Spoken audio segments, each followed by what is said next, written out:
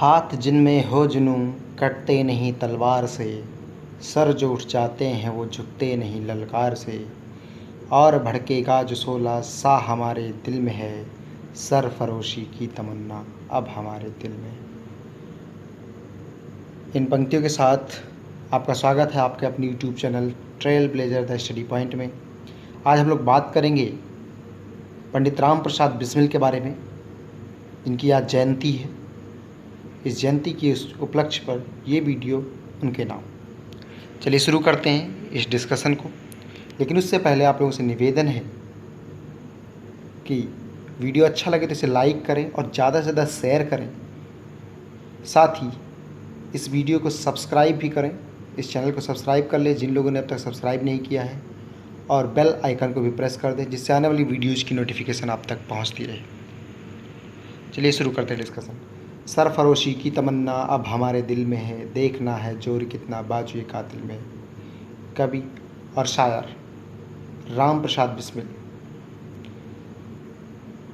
की ये पंक्तियाँ बताती हैं कि उनके दिल में अंग्रेजों के प्रति कितनी आग थी।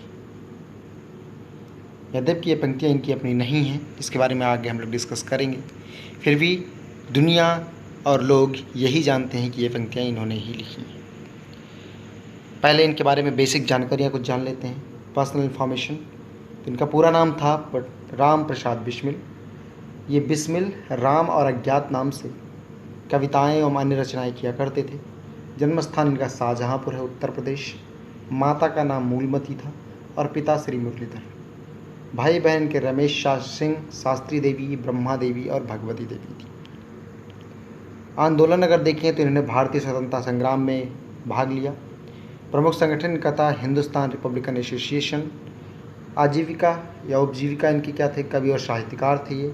राष्ट्रीयता भारतीय। स्मारक इनका कहाँ है? अमर शहीद पंडित राम प्रसाद बिस्मिल उद्यान, ग्रेटर नोएडा में। संग्रहालय शाहजहाँपुर में, और समाधि बाबा राघवदास आश्रम बरहेज, देवरिया, उत्तर प्रदेश में। चलिए शुरू करते हैं डिटेल्स। रामप्रसाद बिस्मिल जी का जन्म कब हुआ था? 11 जून 1870 को उत्तर प्रदेश के शाहजहाँपुर शहर के खिरनी बाग मोहल्ले में श्री मुरलीधर और माता मूलमती की दूसरी संतान थी। राम प्रसाद बिस्मिल को घर में सभी लोग प्यार से राम कहकर बुलाते थे। पढ़ने लिखने में अच्छे विद्यार्थी बहुत नहीं थे, यद्यपि ये बाद में कवि और साहित्यकार बने, लेकिन ये बहुत अच्छे नहीं थे। खेलने में ज़्यादा रुचि लेते थे।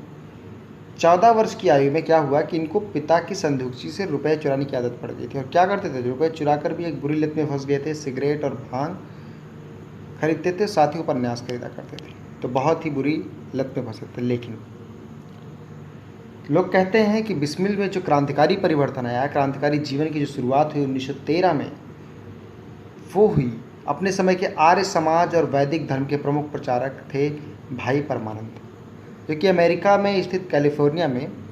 भाई परमानंद के जो बचपन के मित्र थे लाला हरदयाल, उनके साथ ऐतिहासिक गदर पार्टी में सक्रियता के बाद जब वो स्वदेश लौटे तो गिरफ्तार कर लिए गए, और गिरफ्तार करने के बाद गदर षड्यंत्र मामले में उन्हें फांसी की सज़ा सुना दी गई। और यहीं से बिस्मिल का रुझान स्वतंत्रता की ओर गया। क्रांतिकारी परिवर्तन आया उनके अंदर। परमानंद को जब ये सज़ा सुनाई गई तो उससे राम प्रसाद बिस्मिल उद्वेलित हुए। बिस्मिल ने मेरा जन्म शीर्षक से कविता लिखी और साथ ही ब्रिटिश साम्राज्य के समूल नाश की प्रतिज्ञा कर क्रांतिकारी बनने का फैसला ले लिया। इसके लिए जरूरी हथियार अपनी पुस्तकों की बिक्री से प्राप्त रुपयों से खरीदे थे उन्होंने। बाद में क्या हुआ कि जो तत्कालीन अंग्रेज वायसराय थे, उन्होंने भाई परमानंद की जो फांसी की सजा थी उसे काली पानी में बदल दिया और उन्हें अंडमान सेलुलर जेल भेज दिया गया। 1920 में फिर अंग्रेज होने के बावजूद भी भारतीयों में दीनबंधु के नाम से जाने जाने वाले प्रसिद्ध C.F. एंड्रयूज़ ने हस्तक्षेप किया और भाई परमानंद को जेल से रिहा किया। लेकिन तब तक बिस्मिल अपने रास्ते पूरी तरह से अलग कर चुके थे। अब क्या होता है कि बिस्मिल को शहादत भले ही क्रांतिकारी आंदोलन के लिए धन लूटने की कवायद के तौर पर लखनऊ की काकोरी स्टेशन के पास सरकारी खजाना लूटने के मामले में हासिल हुई है, लेकिन मैनपुरी षड्यंत्र में भी उनकी कम भूमिका नहीं थी। इससे पहले वो मैनपुरी षड्यंत्र में शामिल थे। क्या हुआ था मैनपुरी षड्यंत्र में? तो औरैया की एक प्रसिद्ध क्रांतिकारी थे पंडित गेंदालाल दीक्षित।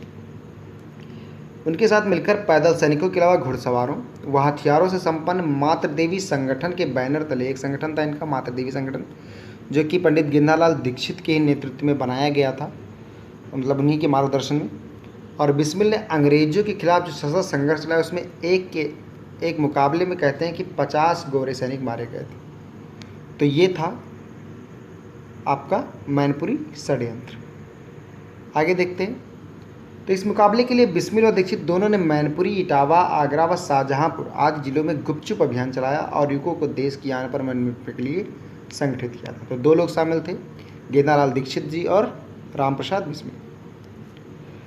क्या हुआ कि बिस्मिल ने देशवासियों के नाम संदेश नाम का एक पंपलेट प्रकाशित किया और उसे अपनी मैनपुरी की प्रतिज्ञा शीर्षक एक कविता लिखी और उसके साथ युवाओं में बांटा। यद्यप क्या हुआ कि एक मुखबिर ने अंग्रेजों से ये सब कुछ बता दिया और ये जो प्लान था वो सफल नहीं हो सका। 35 क्रांतिकारी देश के काम आ गए, मतलब पकड़े गए, और बिस्मिल को 2 वर्षों के लिए भूमिगत हो जाना पड़ा। अब भूमिगत जीवन में अपनी गिरफ्तारी की गोरी पुलिस जो थी, अंग्रेजों की पुलिस थी, तमाम कोशिशें विफल कर देने के बाद बिस्मिल थोड़े निश्चिंत हो गए और 1918 में क्या हुआ कि कांग्रेस के अधिवेशन में वो क्रांतिकारी साहित्य बेचने पहुंचे, लेकिन वहाँ भी पुलिस पहुंच गई। और जैसे ही वहाँ पुलिस ने छापा मारा तो उन्होंने पहले भागने की कोशिश की, लेकिन ये सोचा कि मुठभेड़ हो जाएगा, तो बचाव का कोई तरीका नहीं दिखा, तो यमुना नदी में कूद गए और फिर डूबते हुए तैरते हुए वो कहाँ निकले, एक बीहड़ और बबूलों के अलावा कुछ नहीं दिखाई दे रहा ऐसे स्थान पर निकले। लोग कहते हैं कि ये वही जगह है जिसे जहाँ पर आज ग्रेटर नोएडा है। वहाँ उन्होंने एक जगह थी रामपुर चाकीर, वहाँ पर रहना पसंद किया और एक छोटे से गांव में रहने लगे। और यहाँ पर उन्होंने क्या किया, बोल्शेविकों की करतूत नाम से एक उपन्यास लिखा। ठीक है। अब इस बीच क्या हुआ कि जज ने दीक्षित और मैनपुरी षड्यंत्र का भगोड़ा घोषित कर दिया, दीक्षित और बिस्मिल को। ठीक है। पकड़े गए जो अन्य क्रांतिकारी थे उन्हें सजाएं सुना दी गई। आगे चलकर फरवरी 1920 में उन सबको छोड़ दिया गया। अब बिस्मिल तब तक क्या हुआ, शाहजहांपुर वापस आ गए। कांग्रेस के 1920 में कलकत्ता और 1921 में अहमदाबाद में हुए अधिवेशनों में हिस्सा भी लिया। कहते हैं कि अहमदाबाद के अधिवेशन में मौलाना हसरत मोहानी के साथ मिलकर कांग्रेस की साधारण सभा में पूर्ण स्वराज का प्रस्ताव पारित करवाने में इनकी महत्वपूर्ण भूमिका थी। शाहजहांपुर लौटकर असहयोग आंदोलन को सफल बनाने में लग गए, लेकिन असहयोग आंदोलन कहाँ पूरा चला, तब तक बीच में एक कांड हुआ जिसका नाम था चौरी चौरा कांड। पुलिस थाने में आग लगाई गई इसमें, और जिसके बाद गांधी जी ने इस आंदोलन को वापस ले लिया। अब जब इस गांधी जी ने इस आंदोलन को वापस लिया तो इसके कारण देश में फैली निराशा को देखकर उनका कांग्रेस की आज़ादी के अहिंसक प्रयत्नों से मोह भंग हुआ। उनको ये भरोसा हो गया कि कांग्रेस इस अहिंसक आंदोलन के माध्यम से आज़ादी नहीं दिला पाएगी। फिर क्या था, नवयुवकों की क्रांतिकारी पार्टी का अपना सपना साकार करने के क्रम में बिस्मिल ने क्या किया, चंद्रशेखर आज़ाद के नेतृत्व वाले हिंदुस्तान रिपब्लिकन एसोसिएशन के साथ गोरों के सशस्त्र प्रतिरोध का नया दौर आरंभ कर दिया। अब वो किससे जुड़े, हिंदुस्तान रिपब्लिकन एसोसिएशन से। लेकिन सवाल था कि इस प्रतिरोध के लिए हथियार कहाँ से आएंगे और हथियार खरीदने के लिए धन कहाँ से आएगा। तो फिर क्या था, काकोरी कांड हुआ। पार्टी के कार्य धन की आवश्यकता पहले भी थी, लेकिन तब तो और भी अधिक पड़ गई थी। इसलिए उन्होंने 7 मार्च 1925 को बिचपुरी तथा 24 मई 1925 को द्वारकापुर में 2 राजनीतिक डकैतियां डाली, परंतु कुछ विशेष धन नहीं प्राप्त हुआ और उनके कुछ राजनीतिक डकैतियों में उनके साथी भी मारे गए थे। अब उन्होंने तय किया कि अब केवल सरकारी खजाना ही लूटा करेंगे, और इसके बाद सरकारी खजाना लूटने के इरादे से उन्होंने क्या किया, शाहजहांपुर में उनके घर पर 7 अगस्त 1925 को एक इमरजेंसी मीटिंग हुई।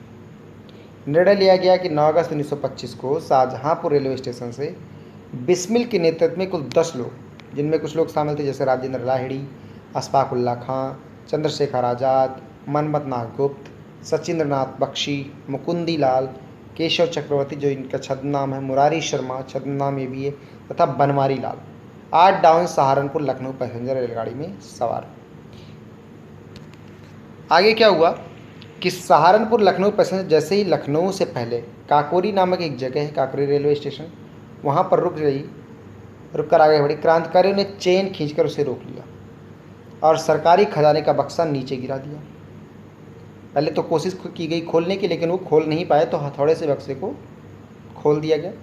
खजाना लूटा गया, लेकिन जल्दबाजी में क्या हुआ कि चांदी के सिक्कों व नोटों से भरे चमड़े के कुछ छल्ले छूट गए।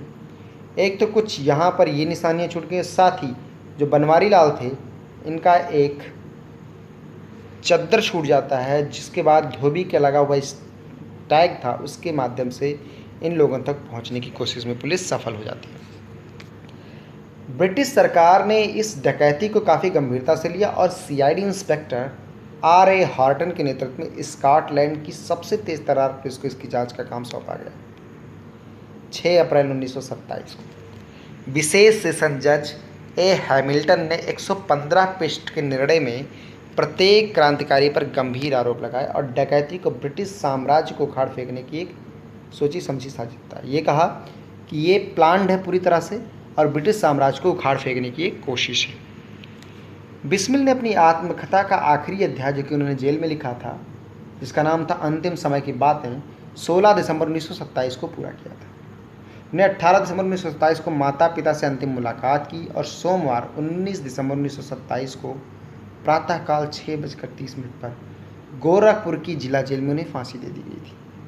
उनकी अंतिम यात्रा में लगभग 1.5 लाख लोगों ने हिस्सा लिया था। 1927 में 19 दिसंबर को अपनी सज़ा पर अमल के दिन सरफरोशी की तमन्ना रखने वाले बिस्मिल ने बखूबी बाजुए कातिल पर जोर दिया। फांसी पर चढ़ने से पहले उन्होंने अजीमाबाद, जो कि अब पटना है, के मशहूर शायर बिस्मिल अजीमाबादी की गज़ल सरफरोशी की तमन्ना अब हमारे दिल में है, देखना है जोर कितना बाजुए कातिल में है वाला शेर पूरे जोशो खरोश में गाया। तो बहुत से लोग ये मानकर बैठ गए कि ये उन्हीं का लिखा हुआ गज़ल है। ठीक है, जबकि ये गज़ल किसने लिखी थी? बिस्मिल अजीमाबादी ने। एक क्वेश्चन और आया था पीसीएस में कि ऐसा कौन सा क्रांतिकारी था जिसे शाम को दूध पीने को उसकी फांसी से पूर्व दिया गया था। तो उसने एक स्टेटमेंट दिया था कि अब तो मैं अपनी माँ का ही दूध पीऊँगा। ये था बिस्मिल का ही। साथ ही एक बात और याद रखिएगा कि जब बिस्मिल की अंतिम इच्छा पूछी गई थी तो उन्होंने कहा था कि मेरा सिर्फ एक ही अंतिम इच्छा है कि अंग्रेज जो हैं उनके जड़ से यहाँ से समाप्त हो जाए। लंबे अरसे तक वह विभिन्न अवसरों पर क्रांतिकारियों का प्राण गीत बनी। यहाँ बिस्मिल की माता मूल रानी का जिक्र भी करना जरूरी है। क्या हुआ था कि शहादत से पहले बिस्मिल से मिलने वो गोरखपुर जेल पहुंची। तो बिस्मिल जो थे उनकी आंखों में आंसू आ गए। तो उनकी माँ ने उलाहना दिया और बोली कि अरे मैं तो समझती थी कि मेरा बेटा बहुत बहादुर है और उसके नाम से अंग्रेज़ सरकार भी थरथराती, मुझे पता नहीं था कि वो मौत से इतना डरता है। अब इतना सुनना था, उसने अपनी आंखें पूछने लगी और उन्होंने कहा, फिर से पूछा कि तुझे ऐसे रोकर अगर फांसी चढ़ना था तो तूने क्रांति की राह ही क्यों चुनी? तब तो तुझे तो इस रास्ते पर कदम ही नहीं रखना चाहिए था। कहते हैं कि बिस्मिल ने अपनी आंखें पोंछ डाली और कहा कि उनके आंसू मौत के डर से नहीं, उन जैसी बहादुर माँ से बिछड़ने के शोक में ऐसे ही निकल आए थे। माता के साथ क्रांतिकारी उस समय शिव वर्मा भी गए थे मिलने, जिन्हें उनकी माँ ने अपना भांजा बताकर जेल में प्रवेश दिलवाया था। और मुलाकात खत्म होने के बाद क्या हुआ कि उन्होंने ये कहा कि ये आप तुम्हारी पार्टी का आदमी है, इससे अगर कोई संदेश देना हो तो आप दे सकते हो। यहाँ सिर्फ इतना ही नहीं, इनकी मृत्यु के बाद उस जो क्रूरतम व्यवहार था, गरीबी आई और बिस्मिल के वीर माता जो थी खून के आंसू रुला दी। जीवन यापन के लिए उन्हें अपना शाहजहाँपुर स्थित घर बेचना पड़ा और साथ ही बिस्मिल के लिए उन्होंने एक सोने का बटन बनवाया था, उसे भी जो याद के तौर पर रखी थी उसे भी बेच देना पड़ा। और यहाँ तक की स्थिति ये हो गई कि भटकना पड़ा इधर उधर और उन्होंने इस याद के सहारे काटे कि बिस्मिल के रूप में वो राम जैसा पुत्र चाहती थी और वो पैदा तो हुआ, लेकिन उन्होंने उसका नाम भी नाम रखा था, लेकिन वो देश के काम आया। यहाँ तक कि जो इनकी दादी थी बिस्मिल की, उनको भी शहादत की कीमत चुकानी पड़ी और दुष्यंत निर्धनता जो थी धार्मिक आस्था के लोगों के दान पर निर्भर हो गया। यहाँ तक कि जो एकादशी आदि पर शहीद की दादी नहीं बल्कि ब्राह्मणी होने के चलते उन्हें मिल जाता था, वही खाकर वो लोग गुजार बसर करती थी। राम प्रसाद बिस्मिल एक महान क्रांतिकारी, कवि, शायर, साहित्यकार थे। उन्होंने कई कविताएं, गज़लें और पुस्तकें लिखी थीं। 30 साल के जीवन काल में उनकी कुल 11 पुस्तकें प्रकाशित हुई। यद्यपि की जो अंग्रेजी सत्ता थी उसके कोप से नहीं बच सकी और सारी की सारी किताबें जब्त कर ली गई। हाँ, इस लिहाज से वो भारत तो क्या संभवतः दुनिया का पहला ऐसा क्रांतिकारी था जिसने क्रांतिकारी के तौर पर अपने लिए जरूरी हथियार अपनी पुस्तकों की बिक्री से मिले रुपयों से खरीदे थे। उनके द्वारा लिखी गई कुछ किताबें यहाँ पर देखिए, मैनपुरी षड्यंत्र, स्वदेशी रंग, चीनी षड्यंत्र, चीन की राजक्रांति, अरविंद घोष की कारावास कहानी, अशफाक की याद में, सोना खान के अमर शहीद Veer Narayan Singh, general George Washington, America कैसे स्वाधीन हुआ, ये सब प्रसिद्ध है। इस प्रकार भारत माँ की सेवा में सर कटाने की तमन्ना रखने वाला भारत माँ का यह वीर सपूत भारत को आज़ादी दिलाने के लिए खुशी खुशी फांसी के फंदे पर चढ़ गया था। ऐसे वीर सपूत को उनके जन्मदिन पर सभी भारतीयों की ओर से सत सत नमन। आई होप आप लोगों को इस वीडियो में कुछ सीखने को मिला होगा। तो इस वीडियो को ज़्यादा से ज़्यादा लाइक करें, शेयर करें और जिन लोगों ने अब तक सब्सक्राइब नहीं किया वो लोग सब्सक्राइब भी कर लें। साथ ही बेल आइकन को ज़रूर प्रेस कर दें जिससे आने वाली वीडियोज़ की नोटिफिकेशन आप तक पहुँचती रहे। जय हिंद, थैंक यू।